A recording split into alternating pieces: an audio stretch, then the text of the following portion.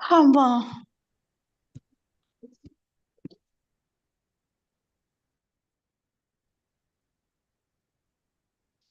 ஹரே கிருஷ்ணா. எல்லாருக்குமே ஹரே கிருஷ்ணா. ஹரே கிருஷ்ணா மாதாஜி. ஹரே கிருஷ்ணா மாதாஜி. ஹரே கிருஷ்ணா மாதாஜி. சன் பிரபுஜி பிரணாம் மாதாஜி. நமஸ்காரம். நமஸ்காரம். ஹரே கிருஷ்ணா மாதாஜி. வாழ்க வளமுடன் Mataji. Thank you all for your wishes and wish you the same. உங்க எல்லாருக்கும் நல்வாழ்த்துக்கள். நல்ல ஆரோக்கியம் பகவான் உங்களுக்கு வழங்கட்டும்ன்ற பிரார்த்தனைகளோட இன்னைக்கான இந்த செஷனை நம்ம ஆரம்பிக்கலாம். பதம் 19 மாதாஜி. ஹரே கிருஷ்ணா மாதாஜி. ஹரே கிருஷ்ணா மாதாஜி. அனுஷ்யா மாதாஜி. ஹரே கிருஷ்ணா. ஓகே, நானே இப்ப சொல்லுவேன், அவங்க மட்டும்தான் வாசிக்கணும். I have decided. ஏன்னா இது எனக்கு கான்ட்ரவர்ஷியல் வர்றது இஷ்டம் இல்லை. நான் யாரை சொல்றேனோ அவங்க மட்டும் தான் வாசிக்கணும். ஸோ அவங்கள நான் எனக்கு வாய்ப்பு கொடுக்கலேன்றதுலாம் எதுவுமே இருக்கக்கூடாது. ஸோ எல்லாருமே ஒரு கிரவுண்ட் ரூலுக்கு வரணும். சரிங்களா? ஸோ நான் யாருக்கு சொல்றேனோ அவங்க மட்டும் வாசிங்க. நானும் பிளான் பண்ணிலாம் எதுவும் சொல்ல மாட்டேன். அங்க என்ன தெரியறதோ அதை பார்த்து நானும் நீங்க வாசிங்கோ அப்படின்னு சொல்லிடுவேன். சரிங்களா? So you should not feel bad for that. That's it.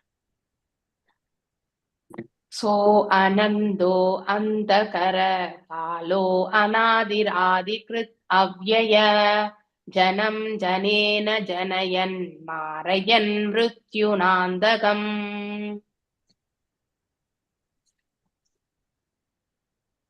मल्लिका माताजी वासी.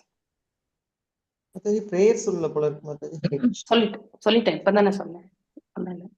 ஓ சொல்லுங்க. ओम नमो भगवते वासुदेवाय. ओम नमो भगवते वासुदेवाय. ओम नमो भगवते वासुदेवाय. नारायणं नमस्कृत्यं नरं चैव नरोत्तमं देवीं सरस्वतीं व्यासं ततो जयं उदीरयेत् नष्टप्रायेषु बदरेषु नित्यं भागवत सेवयां भगवत्य उत्तम श्लोके भक्तिर्भवति नैष्टिकी. ओम अज्ञानतिमिरान्धस्य ज्ञानाञ्जनशलाकय चक्षुरोन्मीलितं येन तस्मै श्री गुरवे नमः. श्री चैतन्य मनोभीष्टं स्थापितं येन भूतले स्वयं रूपा गदामह्यं तदा स्वपदान्तिकं. हे कृष्णा करुणा सिन्धु दीनबन्धो जगत्पते गोपेशा गोपिका कान्त राधकान्त नमस्तुते.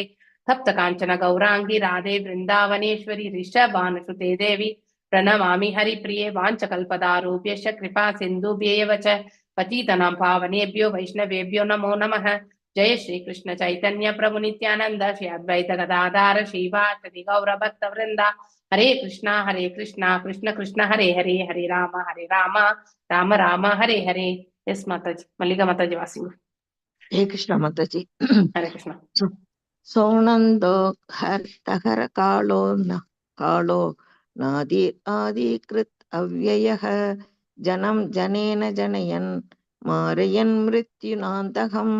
ச அவர் அனந்த எல்லையற்ற அந்தகர அழிப்பவர். கால காலம் அனாதி தொடக்கமில்லாதவர். ஆதிகிருத் எல்லாவற்றிற்கும் ஆரம்பமாக விளங்குபவர். அவ்யய குறைவில்லாத. ஜனம் உயிர்கள். ஜனேன உயிர்வாழிகளினால் ஜனயன் பிறப்பதற்குரிய காரணம். மாரையன் கொள்வது. மிருத்யுனா மரணத்தினால். அந்தகம் கொள்பவர்கள். மொழிபெயர்ப்பு. All glories to Srila Prabhupada. Srila Prabhupada கி ஜெய். அன்பு குழந்தை துருவனே, முழுமுதற் கடவுள் எப்போதும் இருக்கிறார். ஆனால் காலத்தின் வடிவில் அவர் அனைத்தையும் அழிக்கிறார். அனைத்திற்கும் அவரே தொடக்கமாக இருந்தும் அவருக்கு தொடக்கமில்லை. அனைத்து காலத்தினால் தீர்ந்து போயினும் அவர் தீர்ந்து போவதும் இல்லை. தந்தை என்னும் முகவரால் உயிர்கள் படைக்கப்படுகின்றன. மரணம் என்னும் முகவரால் மீண்டும் அழிக்கப்படுகின்றன. ஆயினும் அவர் பிறப்பு இறப்புகளிலிருந்து நித்திய விடுதலை பெற்றவராகவே விளங்குகிறார். பொருளுரை. முழுமுதற் தலைவரும் அரிய ஆற்றல்களை பெற்றவரும் ஆகிய முழுமுதற் கடவுளை பற்றி மிகவும் துல்லியமாக இச்சுலோகத்தின் மூலம் அறிந்து கொள்ள முடியும். அத்தகைய இறைவனுக்கு முதலும் முடிவும் இல்லை. ஆயினும் அவர் மரணத்தின் வடிவமாக விளங்குகிறார் என்று பகவத்கீதை கூறுகிறது. கிருஷ்ணர் கூறுகிறார், நானே காலன். வாழ்வின் முடிவில் நான் அனைத்தையும் எடுத்துக்கொள்கிறேன் என்று. அழியாத காலம் என்பது தொடக்கமற்றது. ஆயினும் அதுவே அனைத்தையும் படைக்கிறது. உரைக்கல்லே இதற்குரிய சான்றாக கொடுக்கப்பட்டிருக்கிறது. அது மதிப்பு மிகுந்த பொன் வெள்ளி நகைகளை உண்டு பண்ண உதவினாலும் அதனுடைய வலிமை என்றும் குன்றுவதில்லை. இதுபோல் படைப்பு அநேக தடவைகள் நிகழ்கின்றன, எல்லாம் காக்கப்படுகின்றன. ஆயினும் மூல படைப்பாளியான இறைவன் எந்தவித பாதிப்பும் இன்றி தனது சக்தி குறைதலின்றியும் விளங்குகிறார். துணை படைப்பானது பிரம்மதேவனால் நிகழ்த்தப்படுகிறது. ஆயினும் பிரம்மதேவன் பரமபுருஷ பகவானின் படைப்பே ஆவார். சிவபெருமான் முடிவில் அனைத்து படைப்பினையும் அழிப்பவராக விளங்குகிறார். ஆயினும் இறுதியில் அவரும் விஷ்ணுவினால் அழிக்கப்படுகிறார். பகவான் விஷ்ணு மட்டுமே அழியாதிருக்கிறார். வேத மந்திரங்கள் ஆதியில் விஷ்ணு ஒருவர் மட்டுமே இருந்தார் என்றும் முடிவில் அவர் ஒருவர் மட்டுமே இருப்பார் என்றும் கூறுகின்றன. இறைவனது நினைத்தற்கரிய ஆற்றலை ஒரு சான்றின் மூலம் புரிந்து கொள்ளலாம். சமீப கால வரலாற்றில் முழுமுதற் கடவுள் ஒரு ஹிட்லரை படைத்தார். அதற்கு முன்னரே நெப்போலியனை படைத்தார். இருவரும் யுத்தங்களில் அநேக உயிர்களை கொன்றனர். முடிவில் அவர்கள் இருவருமே கொல்லப்பட்டனர்.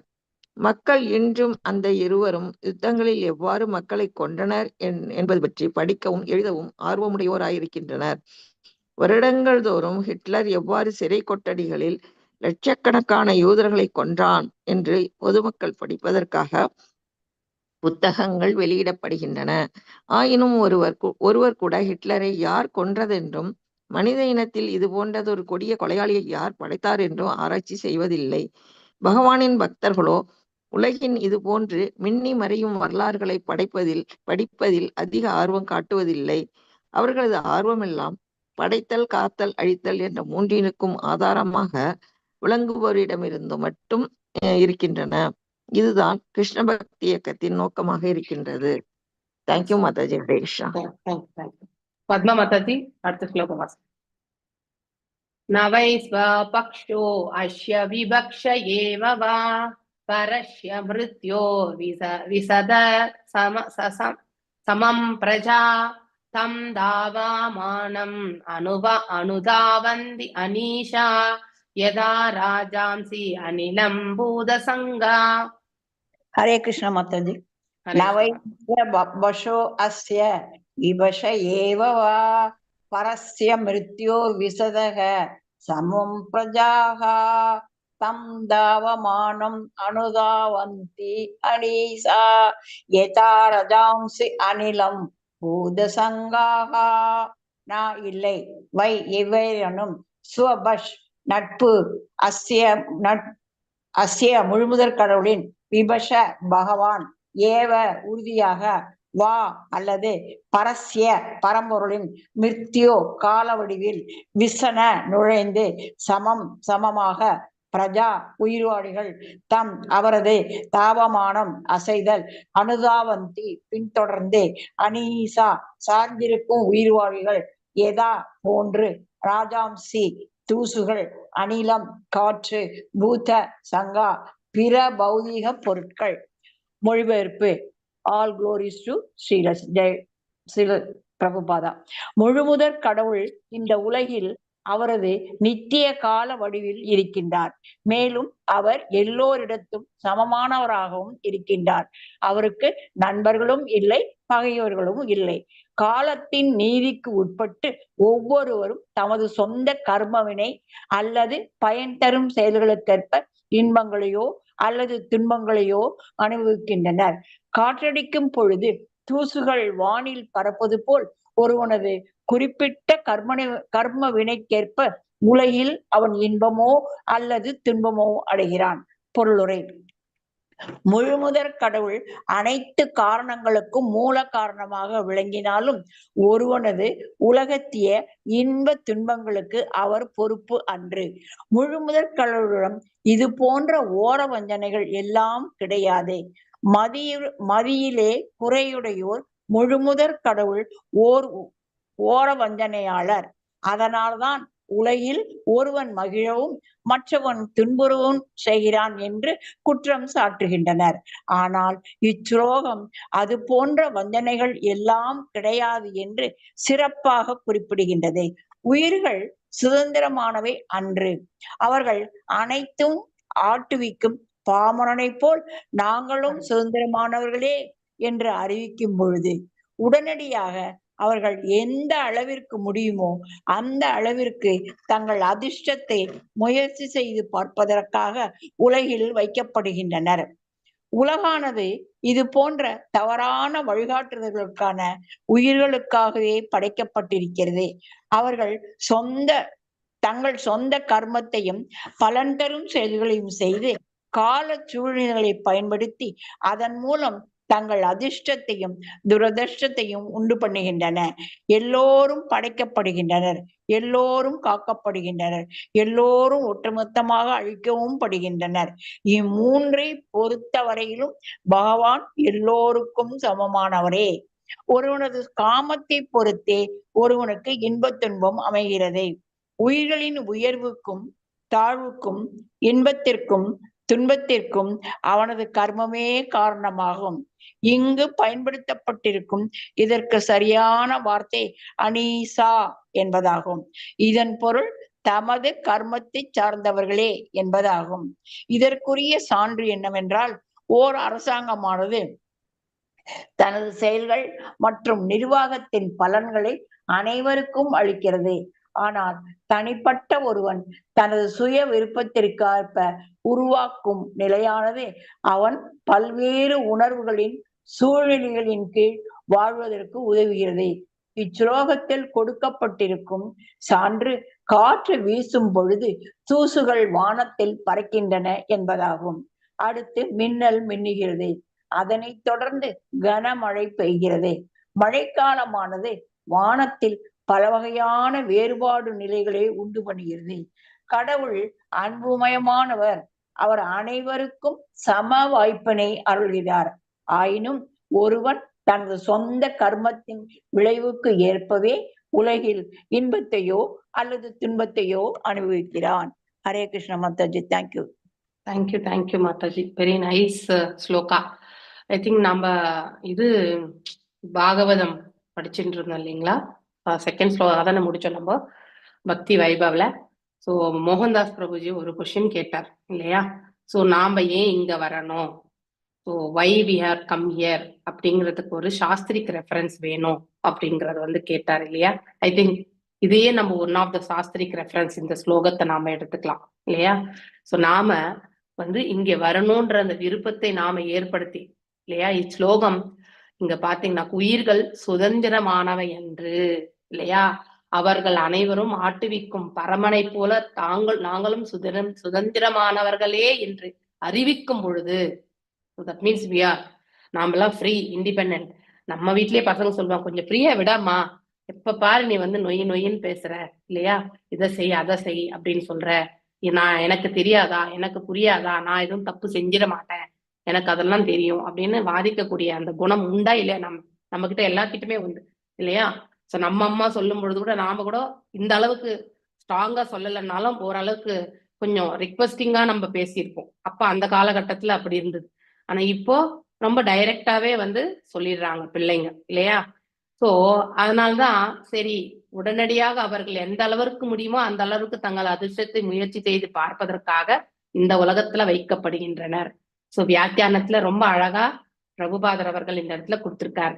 சோ இங்க பிரபுபாதர் அவர்கள் இந்த வியாக்கியானத்துல இப்படி கொடுத்திருக்கிறதுக்கு காரணம் என்னன்னா, அவர் அதாவது தூய பக்தர்கள் கோஸ்வாமிகளுடைய வியாக்கியானங்கள் எல்லாம் படிச்சு இல்லையா, பிரகத் பாகவதாமிர்தம் இல்லையா, சோ இப்படி எல்லாருடைய எழுத்துக்களை படிச்சுதான் அவர் இந்த இடத்துல சாராம்சமா தான் நமக்கு கொடுத்திருக்காரு. இது it is not is words. நிறைய இடங்களை நம்ம படிக்கும் பொழுது அவருடைய வார்த்தைகள்ன்றதை விட அவருக்கு இன்ஸ்ட்ரக்ஷன்ஸ், பகவானுடைய அருள், அடுத்து குருனுடைய அருள் எல்லாம் கிடைக்க பெற்றுதான் இந்த பொருள் உரை எல்லாமே அவர் எழுதி இருக்கிறது கூட. அதுக்கு முன்னாடி அவர் நிறையவே ஸ்டடி பண்ணியிருக்கார். பண்ணாமல்லாம் இதெல்லாம் எழுதவே முடியாது. இத்தனை எழுதுறதுக்கு நமக்கெல்லாம் ஒரு ஆயுட்காலம் இருந்தா கூட பத்தாது. ஆனா ஒரு சந்தேகம் மாதாஜி, சொல்லுங்க. படைக்கப்பட்ட உடனேயே இந்த பிரபஞ்சத்துக்கு வரணும் அப்படிங்கிற எண்ணம் எப்படி மாதாஜி தோன்றும்? படைக்கப்பட்ட நம்ம ஆல்ரெடி அங்க வாழ்ந்துட்டு இருக்கோம். இங்க வந்திருப்போம், ஏற்கனவே நம்ம இங்க வந்திருக்கோமா மாதாஜி? வந்திருப்போமா இல்லையான்றது நமக்கு தெரியாது, இறைவனுக்கு தான் தெரியும். இல்லை மாதாஜி, அப்போ எப்படி மாதாஜி இங்கே போகணும் அப்படிங்கிற அந்த நம்ம சுதந்திரத்தை நம்ம இங்கே வந்து பயன்படுத்திக்கணும் அப்படின்னு நம்ம நினைக்கிறோம். இப்போ நீங்க மேல இருக்கும் பொழுது ஸ்பிரிச்சுவல் வேர்ல்ட்ல இன்னும் நான் வந்து அதுக்கான ரெஃபரன்சஸ் எல்லாம் கேட்டிருக்கேன். என்னுடைய குரு கிட்ட இருந்து கேட்டிருக்கேன் நானு. ஸோ இங்க ஆனா இந்த ஸ்லோகத்திலே ஒரு அளவுக்கு ரெஃபரன்ஸ் இருக்கு. என்ன நமக்கு இருக்கக்கூடியது, நமக்கு இருக்கா இல்லையா அந்த பாவம் இந்த பௌதீக உலகத்துல நான் ஃப்ரீ, நான் சொல்றதுதான் சௌகரியமா இருக்கும், அங்க போகணுங்கிற எண்ணம் இருக்கும் மாதாஜி. கரெக்ட். எல்லாரும் உங்களை போற நான் நினைக்க மாட்டேன், என்ன போல ஜெயமகாலட்சுமி மாதாஜி நினைக்க மாட்டாங்க, ஜெயமகாலட்சுமி மாதாஜி நினைக்கிற மாதிரி லலிதா கண்ணன் மாதாஜி நினைக்க மாட்டாங்க இல்லையா. ஒருத்தருக்குமே வந்து டிஃபரெண்டான ஒரு ஆட்டிடியூட் இல்லையா. சோ எப்ப வந்து நமக்கு வந்து நான் சுதந்திரமா செயல்படணும்ன்ற அந்த உணர்வு வருதோ, நாம எப்பவுமே சுதந்திரமானவர்கள் கிடையாது. அதை ஃபர்ஸ்ட் நாம தெரிஞ்சுக்கணும் இல்லையா. சோ அங்கே நம்ம எப்பவுமே இருக்கிறது எங்க பகவானுடைய உலகத்துலதான் இருந்திருக்கும். ஆனா நமக்கு அந்த இடத்துல ஒரு உணர்வு, எந்த மாதிரியான உணர்வு வரும்பொழுது ஓகே அப்படின்னு நினைச்சுட்டா நம்ம அங்க இருந்தா அந்த என்விரான்மெண்ட் ஃபுல்லா நம்ம ஸ்பாயில் பண்ணிடுவோம். ஸ்பாயில் பண்ண மாட்டோமா இல்லையா? கண்டிப்பா ஸ்பாயில் பண்ணுவோம் இல்லையா. இப்போ ஒரு 100 பேர் இருக்காங்கன்னு வச்சுக்கோங்க. ஃபார் எக்ஸாம்பிள் ஒரு ஒரு ஒரு மீட்டிங் நடக்குது இல்லையா. ஒரு மீட்டிங் நடக்குது. இப்ப இந்த பௌதீகத்திலே எடுத்துக்கோங்க. டோன்ட் கோ ஃபார் ஸ்பிரிச்சுவல்கே போக வேணாம். ஸ்பிரிச்சுவல் பிளாட்ஃபார்மே மறந்துருங்க. நாம வந்து ஒரு குடும்பம், நம்ம உறவினர்கள், நண்பர்கள், ஒரு அக்கேஷன் வருது. அதுல வந்து ஒருத்தர் வந்து பாத்தீங்கன்னாக்கா நல்ல ஸ்ட்ராங் கம்யூனிகேஷன் இல்லையா. அவர் வந்து ரொம்பவுமே நல்ல ஒரு பேரை எடுத்தவரா இருப்பார். அப்படிப்பட்டவர் சொன்னாக்கா நாம எல்லாருமே நம்பக்கூடிய தன்மைக்கு போக மாட்டோமா? கண்டிப்பா போயிடும். ஃபாலோ பண்ணுவோம் கண்டிப்பா இல்லையா. அது போல அவருக்கு உரித்தான கருத்து நாம எல்லாம் சுதந்திரமானவர்கள், நான் தான் கிரேட்டன் அப்படிங்கிற அந்த உணர்வை அவர் வெளிப்படுத்தினார்னா அது ரைட்டா தான் இருக்கும்னு நம்பக்கூடிய அந்த மனசு வருமா வராதா? நமக்கு கண்டிப்பா வரும். மனசு எப்படி ரொம்பவுமே சஞ்சலமானது இல்லையா. ஆனா அந்த மனசு என்பது நமக்கு உண்டு. சோ அந்த இடத்துல வந்து நமக்கு வந்து ஒரு சுதந்திரமா செயல்படணும்ன்ற ஒரு உணர்வு வந்தாலே இந்த இடத்துக்கு நாம வந்து வந்தோம். ஏன்னா அந்த இடத்துல இருந்தா அதையே நாம என்ன பண்ணுவோம், அந்த இடத்துல நம்ம ஸ்ப்ரெட் பண்ண ஆரம்பிச்சோம். சோ அங்கே இருப்பவர்கள் வெறுமனே இறைவனுக்கு தொண்டு புரியறதுக்காக மட்டும்தான் இருக்கிறாங்க. மத்தபடி வேற எந்த இன்டென்ஷனுமே இருக்காது. அந்த இடத்துக்கு என்ட்ரியே அதுதான். ஆனா அந்த என்ட்ரி இங்க விட அங்க வந்து 3 மடங்கு பாப்புலேஷன் இல்லையா. இங்க 1 மடங்கு, இந்த 14 லோகத்துல 1 மடங்கு, அது அநேக அண்டங்கள்ல எல்லாத்தையுமே சேர்த்தா கூட அதெல்லாம் சேர்ந்து ஒரே மடங்கு தான். இதை காட்டிலும் 3 மடங்கு அந்த ஆன்மீக உலகத்துல இருக்கிறதா சொல்றாங்க இல்லையா. நம்ம ஏக பாதம் 3 பாதம் படிச்சுட்டு தானே வரோம் நம்ம. இட் இஸ் கிவன் ஆல்ரெடி இல்லையா. ஆனா ஒரு சிறிய உணர்வு நமக்கு ஆத்மாவுக்கு வந்ததென்றால் சோ ஆட்டோமேட்டிக்கலி இந்த இடத்துக்கு நம்மள பகவான் ஓகே நீ இங்க போய் நீ நீ வந்து சுதந்திரமா வாழணும் இல்லையா. சோ வாழ்ந்துட்டு வா அப்படின்னு. ஏன்னா இங்கே நமக்கு வந்து அந்த ஒரு ஏற்பாடு, அதுக்கான என்விரான்மெண்ட் வந்து இந்த இடத்துல படைக்கப்பட்டு, இது தற்காலிகம் தான், இது காலத்தின் கட்டாயத்துக்கு உட்பட்டதுதான். ஆனா இதுல வந்து நாம வாழணும்ன்ற அந்த இதுக்கு வந்து நம்மள அனுப்பி வைக்கிறார். ஆனா அந்த ஒரு உணர்வுக்கு ரிலேட்டடா இருக்கக்கூடிய ஒரு ஸ்லோகங்கள் நான் வந்து கேட்டிருக்கேன் நானு. ஆனா இந்த இடத்துலயே அந்த வியாக்கியானத்துல ஓரளவுக்கு வந்து நம்மளால கொஞ்சம் மேப் பண்ண முடியும். இன்னும் வரும்போது அந்த ஸ்லோகத்தை நான் கண்டிப்பா சொல்றேன். ஆனா இது வரைக்கும் நான் அந்த மாதிரி ஸ்லோகத்தை இன்னும் வாசிக்கல. மேபி பின்னாடி இருக்கக்கூடிய கேண்டோஸ்ல அது இருக்கலாம். ஏன்னா நான் இன்னும் உங்களோட சேர்ந்துதான் பிரயாணிச்சுட்டு இருக்கேன். நான் பாகவதத்தை நான் இன்னும் முன்னாடி போகல. ஆனா 5th கேண்டோ நான் படிச்சுட்டு இருக்கேன் நான் இல்லையா. அங்கே இதை சொல்லி கொடுக்கறணும்ன்ற அந்த ஒரு ஆப்ஷன் வந்ததுனால வந்து அதை வந்து 5th கேண்டோ ஸ்டார்டிங்ல இருந்து பண்ணிட்டு இருக்கேன். ஒரு கேண்டோ ஹெட்டா படிச்சுட்டு இருக்கனால நெக்ஸ்ட் நீங்க உங்களுக்கு வாசிக்க சொல்லும் பொழுது கொஞ்சம் இன்னும் ஈஸியா இருக்கும். நான் ஆல்ரெடி கேட்கவும் செய்யறேன். நாமளே படிச்சு சொல்றதுக்கும் கேட்கறதுக்கும் இன்னும் நிறைய வித்தியாசம் இருக்கு இல்லையா. நிறைய விளக்கங்கள். ஸோ நம்மளுடைய விஷன் ஒரே ஒரு விஷன்ல பார்ப்போம். ஆனா நம்ம கேட்கும் பொழுது நம்மளை விட இன்னும் நாலேஜபிளா இருக்கிறவங்க சொல்லும் பொழுது அது இன்னும் கொஞ்சம் நிறையவே நமக்கு படிப்பினை என்பது தான். ஸோ உங்களுக்கு 5th கேண்டோலாம் உங்களுக்கு ஓரளவுக்கு ஒரு நல்ல ரிவிஷன் கொடுக்கறதுக்கான வாய்ப்பு நல்லாவே உண்டு. அது எனக்கு 2nd ரவுண்ட் ஆஃப் ஸ்டடி மாதிரி இருக்கும். ஸோ 5th கேண்டோ படிச்சுட்டு இருக்கேன். ஸோ ஒரு கேண்டோ உங்களோட முன்ன போயிட்டு இருக்கேன் நான். அவ்வளவுதான். ஸோ ராதிகா மாதாஜி ஆல் 12 கேண்டோஸும் முடிச்சுட்டாங்க. அவங்க ஆல்ரெடி படிச்சு முடிச்சுட்டாங்க 1 ரவுண்ட். அவங்க எப்பயும் ஸோ அவங்க மீண்டும் படிச்சுட்டு இருக்காங்க இப்போ. ஸோ ஆனா எனக்கு இப்படிதான் உங்களோட சேர்ந்துதான் நான் பிரயாணிச்சுட்டு இருக்கேன் நான். So I don't have separate journey. எனக்கு அதற்கான டைம் இல்லைன்னு சொல்றது தவறுன்றதால நான் சொல்ல விரும்பல. ஏன்னா டைம் ஒதுக்கணும் அப்படிங்கிறது மனசு இருக்கு. ஆனா அது எப்போ பகவான் கொடுப்பாரோ அதுக்கேற்ற மாதிரி. சைத்தன்ய சரிதாமிரதம் கூட அந்த மாதிரிதான். சோ பார்க்கலாம் ஃபியூச்சர்ல. ஹரே கிருஷ்ணா மாதாஜி, ஹரே கிருஷ்ணா எஸ் மாதாஜி. ஒரு சந்தேகம் மாதாஜி, பகவான் சொல்லுங்க. கிட்ட நம்ம பகவானுடைய உலகத்துக்கு போன பிறகு அப்புறம் எதுக்கு மாதாஜி இங்க வர்றோம்? நம்ம அதுதான் எல்லாத்தையும் சொல்றேன். சூட்சுமா எல்லாம் முடிச்சுட்டு தானே அதெல்லாம் கரெக்ட் கீழே கரெக்ட் கரெக்ட் விட்டுட்டு தான் தானே மாதாஜி. போறோம் மாதாஜி. Hare that Krishna. Is right, that's right. சூக்ஷ்மமே கிடையாதாங்க இல்லையா? ஆமா ஆமா. வெறுமனே அப்புறம் ஆன்மா மட்டும்தான் இருக்கு. அந்த ஆன்மா நிலையில இருக்கக்கூடியவங்க தான். அதுக்கான எக்ஸாம்பிள் கூட உங்களுக்கு நான் சொல்லணும்னா Jaya Vijaya, they are also இந்த ஆன்மா பிளாட்ஃபார்ம் தான் இல்லையா? ஆமா. அப்ப யாராவது இருக்காங்க. சாபம் கொடுத்துட்டா நம்ம இங்க வந்துருவோமா மாதாஜி? நம்ம சாபம் எவ்வளவு இதா கொடுத்தாலும் வரும். இருந்தாலும் எஸ். ஆனா ஒரு உத்தரவாதம் என்னன்னா, அதாவது வைகுண்டம் கோலோகத்துல இருக்கிறவங்க வந்து சாபத்தினால் வந்தாலும் சாப விமோக்ஷனம் என்பது உண்டு. அவங்க இங்க வரணும்னு விருப்பப்படல. இன்டென்ஷன் நம்ம தெரிஞ்சுக்கணும், நோக்கம் என்னன்னு தெரியணும் இல்லையா? சோ ஆனா ஒருத்தருக்கு வந்து அங்க இருக்கும் பொழுது கூட இங்க வரணும்ன்ற உணர்வு தோண்டினா, அப்ப நாம இங்க இருந்து அங்க போறதுக்கான உணர்வு வர வரைக்கும் நாம இங்கே தான் சுத்தின்றோம். லாஜிக்கா திங்க் பண்ணுங்களா இல்லையா? correct. லாஜிக்கலா திங்க் பண்ணுங்க. இப்ப நான் வந்து இப்போ நான் வேலூருக்கு போகணும்னு நினைக்கிறேன் நான் இல்லையா? மீண்டும் நான் பெங்களூருக்கு வரணும்னு நான் மனசு வச்சா மட்டும்தான் திரும்பி வர முடியும் இல்லையா? சோ நான் அங்கேயே போயிட்டு அங்க இருக்கிறதுலயே எனக்கு பிடிச்சிருக்குன்னு நான் அங்கேயே உட்காந்துட்டேன்னா தட் இஸ் என்னுடைய ஃபால்ட் தானே அது. அப்ப பெங்களூர்ல இருக்கிறவங்க நம்மள வர வேணாம்னு சொல்றாங்களா என்ன? கிடையாது இல்லையா? அது அப்ப போலதான். இங்க அவித்யில இருந்தா இங்கேயே இருப்போம் மாதாஜி. வித்யால ஆமா. இருந்தோம்னா அங்க திருப்பியும் நம்ம போவோம். எஸ். திரும்பி போவதுக்கான அந்த மனசு நாம தான் கொண்டு வரணும் மாதாஜி. எப்படி நாம இங்க வரணும்? இங்க இந்த வியாக்கியானத்துல இருந்து நான் என்ன புரிஞ்சுன்றதை உங்களுக்கு எடுத்துரைச்சுட்டு இருக்கேன். அதாவது நம்ம எங்க போகணும், என்ன செய்யணும்ன்ற அந்த மனசு வரும் பொழுது ஆட்டோமேட்டிக்கலி நாம வந்து இந்த இடத்துக்கு வரோம் இல்லையா? அதுக்கான பிரயத்தனம் செய்யறோம். சோ அது பௌதீகத்துல இது செய்யறோம். ஆனா இறைவனுடைய இதுல இருக்கக்கூடியவங்களுக்கு வந்து தே வாண்ட் சுதந்திரமா செயல்படணும்ன்ற அந்த உணர்வு வரும் பொழுது ஓகே, சுதந்திரமா செயல்படுறதுக்கு வந்து இங்கதான் வாய்ப்பு. அதனால வந்து இங்க வந்து அனுப்புறாங்க. பர்மிஷன் அவர் தான் கொடுக்குறாரு.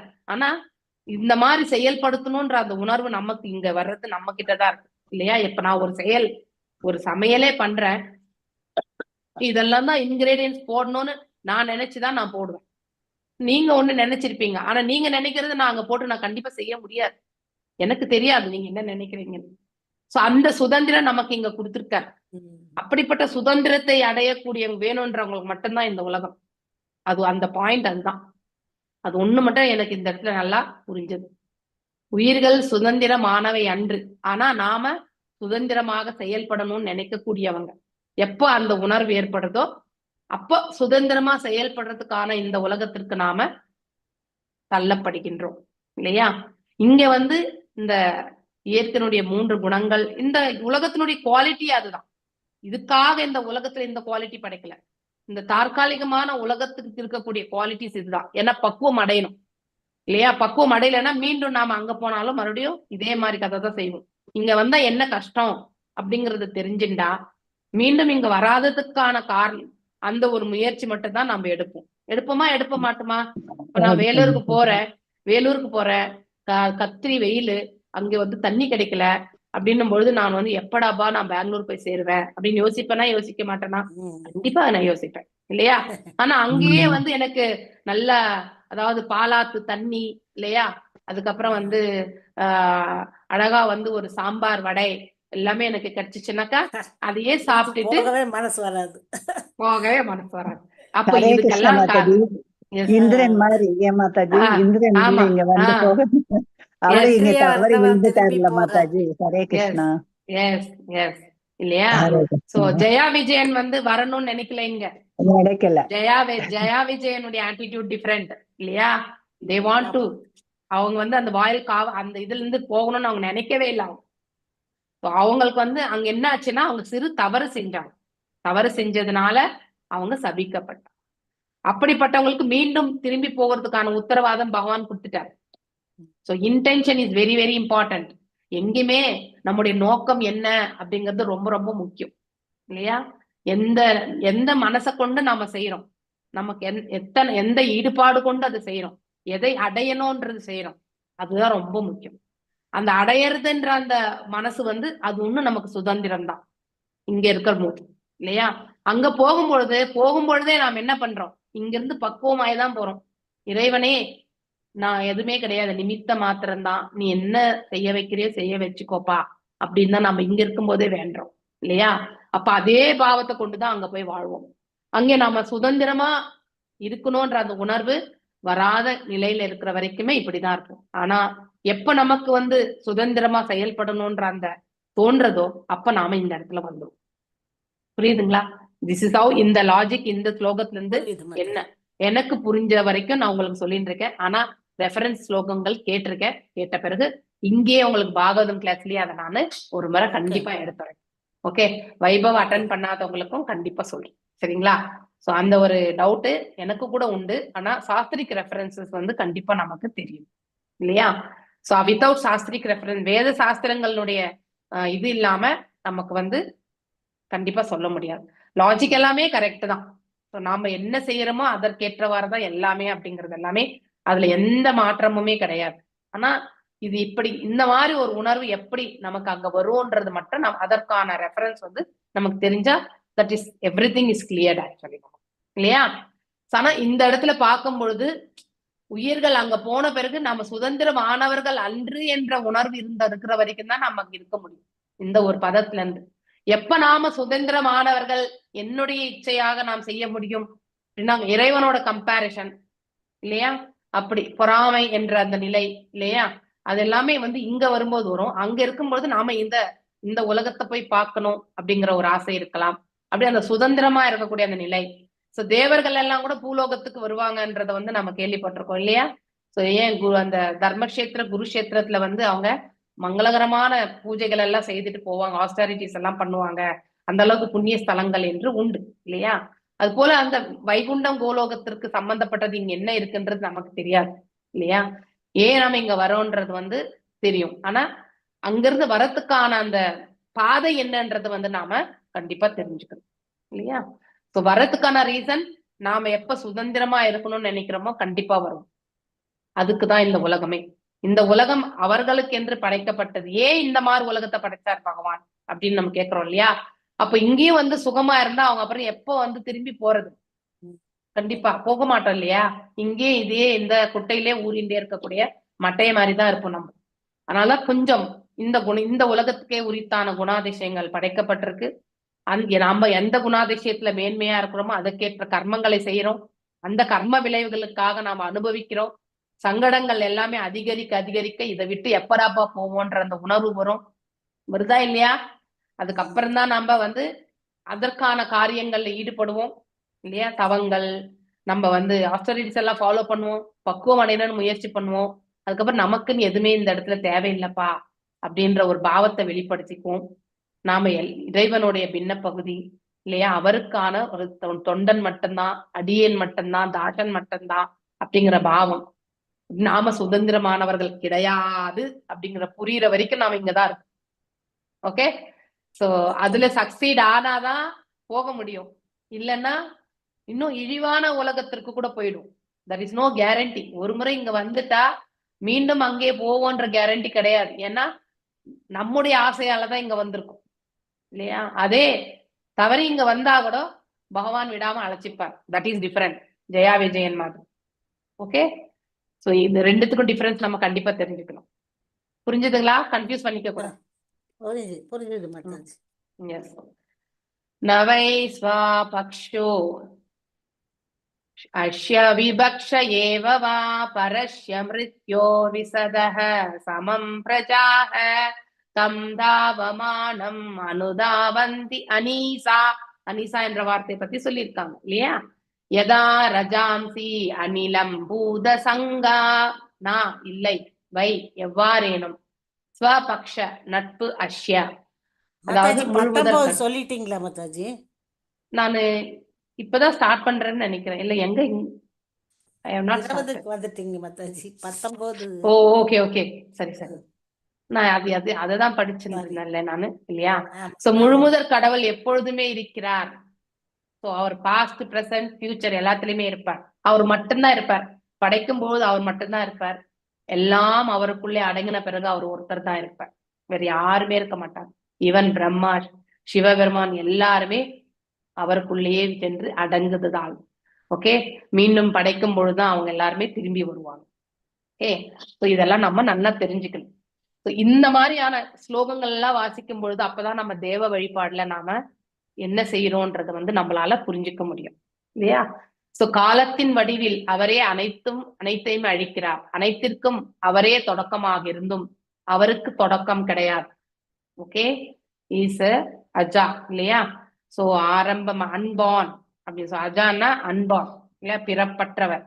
அனைத்து காலத்திலும் தீர்ந்து போயினும் அனைத்தும் காலத்தினால் தீர்ந்து போயினும், அதாவது நாம எல்லாம் இந்த இருக்கக்கூடிய இந்த உலகங்கள் எல்லாமே காலத்தினுடைய சக்கரத்தின் கீழ் தான் இயங்கின்றது இல்லையா? பிரம்மாவுடைய 100 ஆண்டுகள் முடிஞ்சா இதுவும் அழிவுக்கு போகணும். பிரம்மா படைத்ததுல இருந்து பிரம்மா அழியிற வரைக்குமே அவருடைய ஆயுட்காலம் 100 ஆண்டுகள் முடிகிற வரைக்கும் இது இருக்கும். அந்த ஆயுட்காலம் முடிஞ்சிச்சுனாக்கா இது அவர் தீர்ந்து போவது கிடையாது. எல்லாம் அவருக்குள்ள சென்று அடங்குமே ஒழிய பகவான் காலத்திற்கும் அப்பாற்பட்டவர், காலத்தினுடைய சொரூபமே அவர்தான் அப்படிங்கிறதையும் படிக்கிறோம். தந்தை என்னும் முகவரால் உயிர்கள் படைக்கப்படுகின்றன இல்லையா? அவருடைய இதனால கருணையனால நாம் இந்த இடத்துல படைக்கப்படுகிறோம்.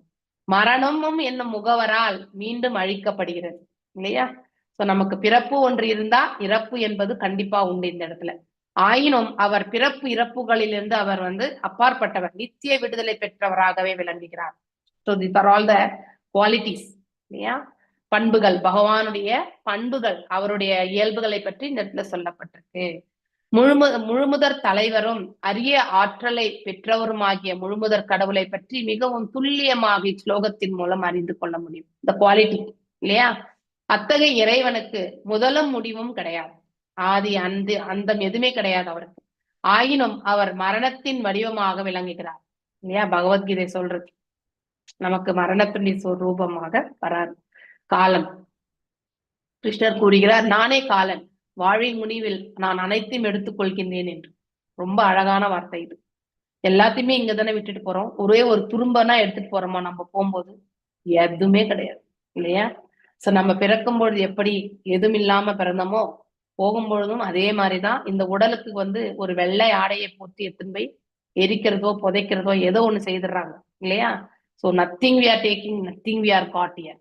ஸோ அப்படின்னா அந்த ஒரு தத்துவத்துல இருந்து தெரிஞ்சுக்கணும், இங்க எடுத்துட்டு வர்றதுக்கு எதுவுமே கிடையாது, நமதுன்னு நித்தியமான ஒண்ணுமே கிடையாது. இந்த இடத்துல போகும்பொழுது எடுத்துட்டு போகிறதுக்கும் இங்க இருந்து எதுவுமே கிடையாது. ஸோ அதனால இதுல இங்க இருக்கக்கூடிய உபயோகப்படுத்தக்கூடிய வஸ்துக்கள் மீது நாமே எந்த அளவுக்கு நாம அட்டாச்மெண்ட் வச்சுக்கணும், தேவையற்ற ஒன்று இல்லையா?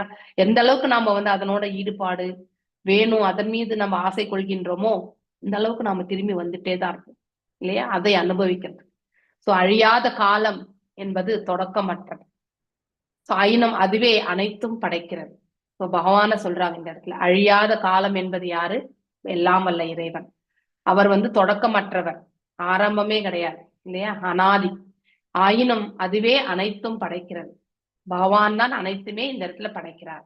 உரைக்கல்லே இதற்கு ஒரு ஓமை சொல்றாங்க. ஒரு மதிப்பு மிகுந்த பொன் வெள்ளி இருக்கு இல்லையா? சோ அதை என்ன பண்ணுவாங்க, அந்த கல் மேல வச்சு அதை ஒரு ஷேப் கொண்டு வர்றது இல்லையா? அப்புறமா ஒரு இதுல பாத்தீங்கன்னாக்கா உருக்கிறது, இது எல்லாமே முதல்ல உரசி பார்ப்பாங்க, வெள்ளியா பியூரான்னு பார்த்துட்டு அதுக்கப்புறம் அந்த செய்வாங்க இல்லையா? சோ அப்போ உண்டு பண்ண, அதாவது நகைகளை, வெள்ளி பொன் நகைகளை உண்டு பண்ண உதவினாலும் அதனுடைய வலிமை என்றும் கொண்டு, கல்லுனுடைய குவாலிட்டி என்னைக்குமே குறையாது இல்லையா? அது போல இறைவனுடைய குவாலிட்டி என்றைக்குமே குறையாது. அவரால படைக்கப்பட்டவங்க தான் பொன் வெள்ளி போல நாம் எல்லாருமே. அப்படின்னா வெவ்வேறு செயல்கள் அந்த உரலை கொண்டு நாம் செய்கின்றோம். அது போல பகவானும் தன்னுடைய படைப்பினால இந்த இடத்துல 84 லட்சம் விதமான உயிர் வாழிகளை அமைக்கின்றார் இல்லையா? எவ்வாறு தங்கம் வெள்ளி கொண்டு அநேக ஆபரணங்களை அந்த கல் செய்வதற்கு மூல காரணமாக இருக்கின்றதோ அதே போலதான். சோ படைப்போ அநேக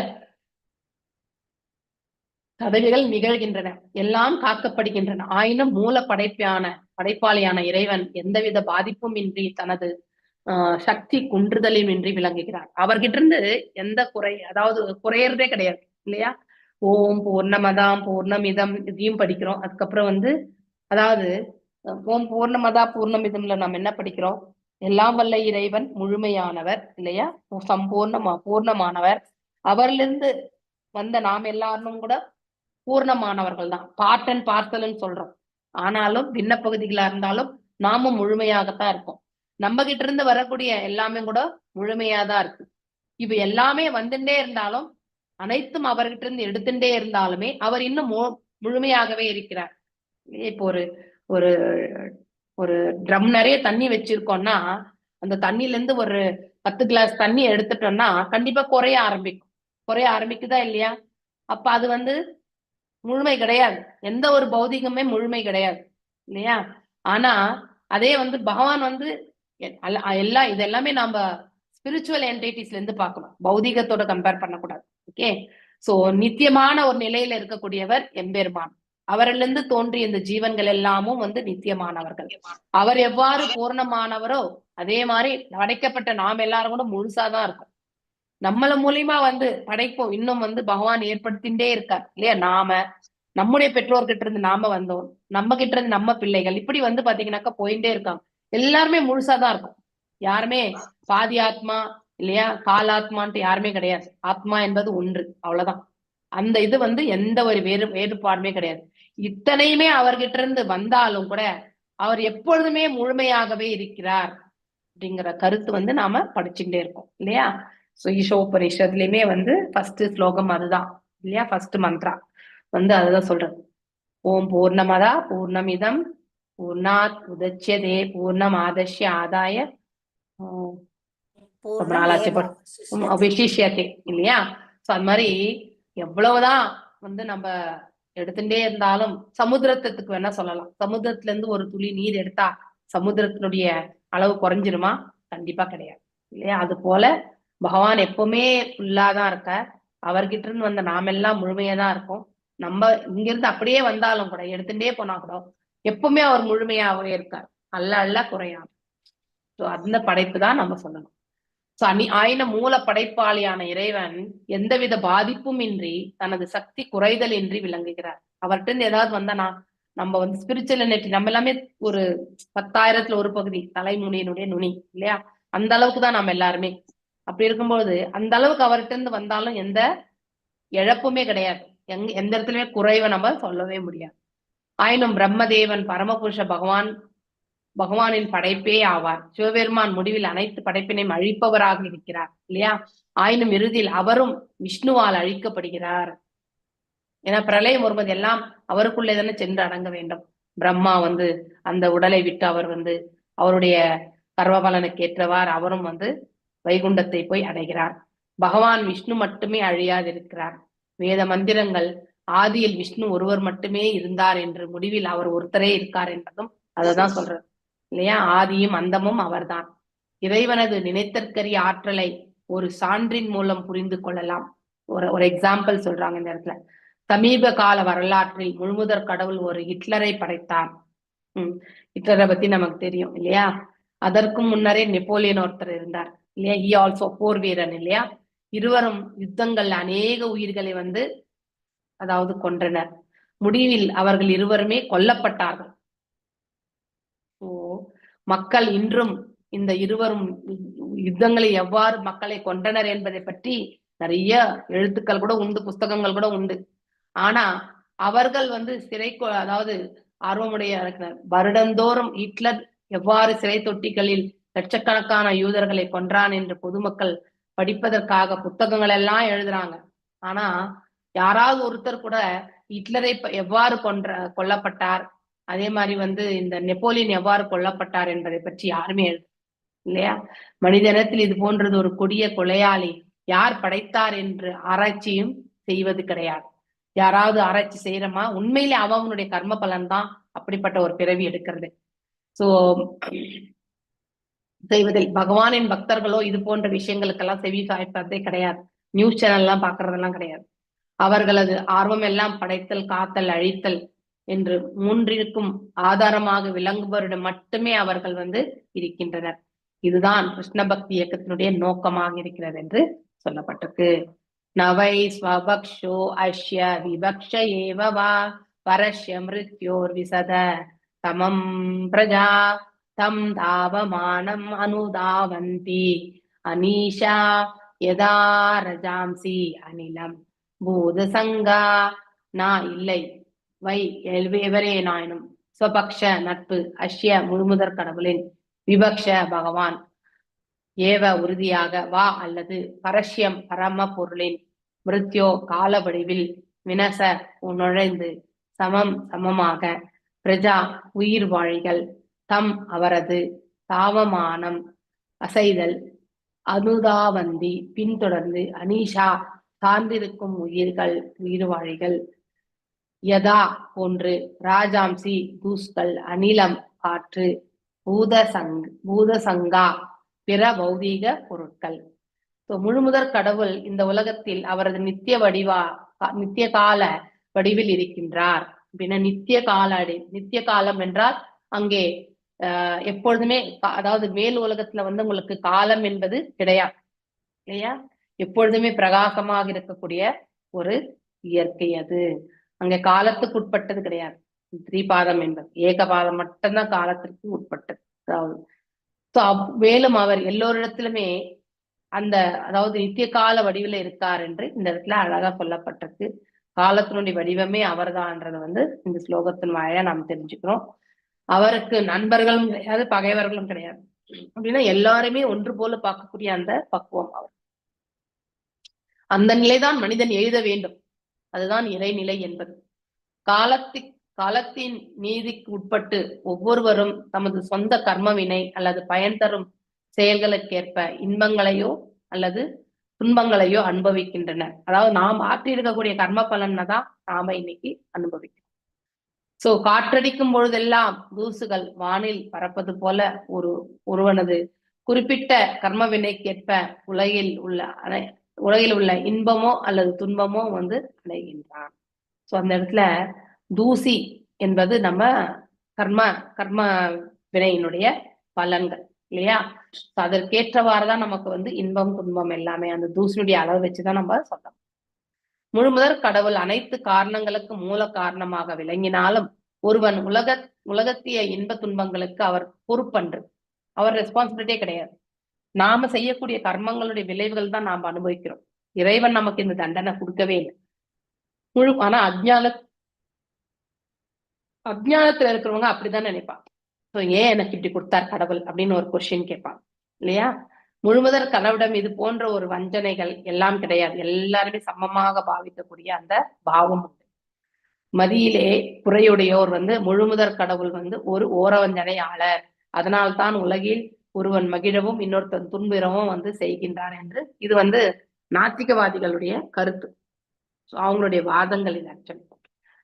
ஆனால் இச்லோகம் அது போன்ற வஞ்சனைகள் எல்லாம் கிடையாது என்று ரொம்ப அற்புதமாக குறிப்பிட்டிருக்கிறது. உயிர்கள் சுதந்திரமானவை என்று நம்ம கண்டிப்பா யோசிக்கணும்.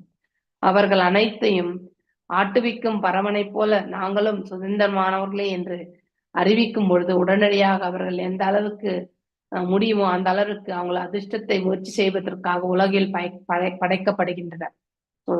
இங்கேயும் அந்த ரீசன் வந்துச்சு. அதாவது அவர்கள் அனைத்தையும் ஆட்டுவிக்கும் பரமனை போல கம்பேரிஷன். ஏன்னா வைகுண்டத்துக்கு போனீங்கன்னாக்கா இறைவனுடைய அந்த பாடிலி ஃபீச்சர்ஸ் சாலோக்கியா இல்லையா? சாலோக்கிய முக்தி இல்லையா? அந்த ரூபம் சாலோக்கியான்றது ஒரே உலகம். சாரூப்பியா, இந்த சாரூப்பியம் பகவானுடைய ரூபத்தை கொண்ட அந்த 4 கைகளுடைய உருவம் தான் இருக்கும். யாரு வைகுண்டம் போறாங்களோ இல்லையா, பாக்குறது எல்லாமே ஒரே மாதிரி இருக்கும். இப்போ மேபி அந்த ஒரு நிலை கூட நமக்கு இறைவனோட கம்பேரத்துக்கான வரலாம். ஆனா அது என்ன ரீசன்ன்றதை பார்க்கலாம்.